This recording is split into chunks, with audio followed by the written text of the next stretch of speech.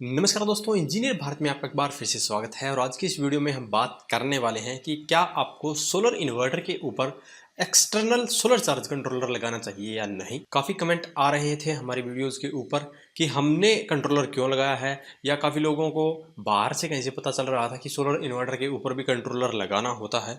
तो इन्हीं सभी सवालों के हम जवाब देने वाले हैं, तो वीडियो में लास्ट तक बने रहें तो आपको भी पता चल जाएगा कि आपको कंट्रोलर लगाना चाहिए या नहीं, और लगाना चाहिए तो क्यों लगाना चाहिए। तो सबसे पहले बात करते हैं कि आपको लगाना चाहिए या नहीं लगाना चाहिए। तो अगर आपने सोलर इन्वर्टर खरीद लिया है तो इसका मतलब ये है कि आपके इन्वर्टर के अंदर पहले ही एक सोलर चार्ज कंट्रोलर लगा हुआ है। तो ऐसे में आपको एक्सटर्नल सोलर चार्ज कंट्रोलर खरीदने की कोई आवश्यकता नहीं होती है। तो यहाँ पर आपका पहला क्वेश्चन है वो क्लियर हो गया होगा कि अगर आपने सोलर इन्वर्टर खरीदा है तब आपको एक्सटर्नल सोलर चार्ज कंट्रोलर खरीदने की आवश्यकता नहीं है। लेकिन यहाँ पर दूसरा केस की बात करते हैं कि अगर आपके पास में सोलर इन्वर्टर है, देन अगर आप लगाना चाहते हैं तो क्यों लगा सकते हैं। तो यहाँ पर स्मार्टन कंपनी की बात करें तो इनका सुपर सीरीज के अंदर 3050 एक मॉडल आता है जिसकी लोड कैपेसिटी तो 3050 है, लेकिन जो पैनल कैपेसिटी है वो लगभग 1500 से 1800 वोट है। तो यहाँ पर आप इसके ऊपर लोड तो 2 किलोवाट से भी ज़्यादा चला सकते हैं, लेकिन पैनल आप 1500 से 1800 वोट के ही लगा सकते हैं। तो ऐसे में काफ़ी लोगों को ये दिक्कत होती है कि सोलर पैनल से उनका काम नहीं चल पाता है, उनकी बैटरियाँ फुली चार्ज नहीं हो पाती है क्योंकि वो लोड ज़्यादा चला देते हैं। तो सोलर पैनल से आने वाली सप्लाई कम पड़ जाती है, तो ऐसे में बैटरियाँ चार्ज नहीं होती है। तो अगर आपकी भी ऐसी ही कंडीशन है कि आपके इन्वर्टर के ऊपर पैनल कम लगते हैं और आपकी बैटरियाँ सोलर पैनल से चार्ज नहीं हो पाती है, और आपका अच्छा खासा बजट है कि आप एक्सटर्नल कंट्रोलर लगा सकते हैं और ज़्यादा पैनल लगा सकते हैं, देन आप सोलर इन्वर्टर के ऊपर भी एक्सटर्नल सोलर चार्ज कंट्रोलर लगा सकते हैं। यहाँ पर एक और भी कंडीशन हो सकती है, जैसे कि मेरी तरह किसी ने पहले PWM टेक्नोलॉजी का इन्वर्टर खरीद लिया है, उस समय उसका बजट कम था जो भी रहा हो, या उसे अच्छी गाइडेंस नहीं मिली, तो ऐसे में अब वो MPPT की तरफ जाना चाहता है और ज़्यादा खर्चा नहीं करना चाहता है।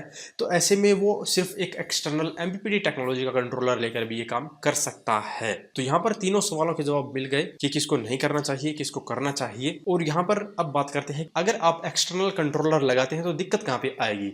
सबसे बड़ी जो दिक्कत आती है वो यही आती है कि जो एक्सटर्नल कंट्रोलर होता है वो आपकी बैटरी को ही चार्ज कर सकता है, आपके घर के लोड को नहीं चला सकता। आजकल मार्केट में जो सोलर इन्वर्टर आ रहे हैं वो इतने एडवांस टेक्नोलॉजी के बना दिए गए हैं कि वो आपके सोलर पैनल की पावर को शेयरिंग करके आपके घर को लोड को चला सकता है। यानी कि अगर आपने अपने घर का जो लोड है वो लगभग 1 किलोवाट का चला रखा है, पैनल से आपको सिर्फ 500 वोट ही मिल रहे हैं, तो जो एक्स्ट्रा 500 वोट की जरूरत पड़ती है उसको वो या तो बैटरी से लेगा या फिर ग्रिड से लेगा। तो ऐसे में दोनों पावर को शेयर करके आपके घर को लोड चलाता है और आपके सोलर की पावर को ज़्यादा से ज़्यादा यूज करके आपके बिजली को बिल को भी कम करता है और आपकी बैटरियों को भी अच्छे से चार्ज कर सकता है। ऐसी काफ़ी इन्वर्टर की अनबॉक्सिंग की वीडियो हमने पहले बनाई है, लोड टेस्टिंग की वीडियो बनाई है, वो आप देख सकते हैं। और ऐसी ही वीडियो को पाने के लिए हमारे चैनल को अभी सब्सक्राइब कर लीजिए। तो यहाँ पर अगर आपको बैटरी ही चार्ज करनी है, आपको कोई मतलब नहीं है कि आपका जो लोड है वो कहाँ से चलेगा, आपको सिर्फ बैटरी चार्ज करनी है, या आपके पास में ग्रिड का ही कनेक्शन नहीं है, जहां पर ग्रिड का कनेक्शन नहीं होगा तो वहां पर जो टोटली आपका काम होगा वो सोलर से ही होगा, देन आप वहां पे कंट्रोलर लगाते हैं तो आपकी बैटरियां सोलर से बड़ी ही आराम से चार्ज हो जाती है और आपका जो डायरेक्ट लोड है वो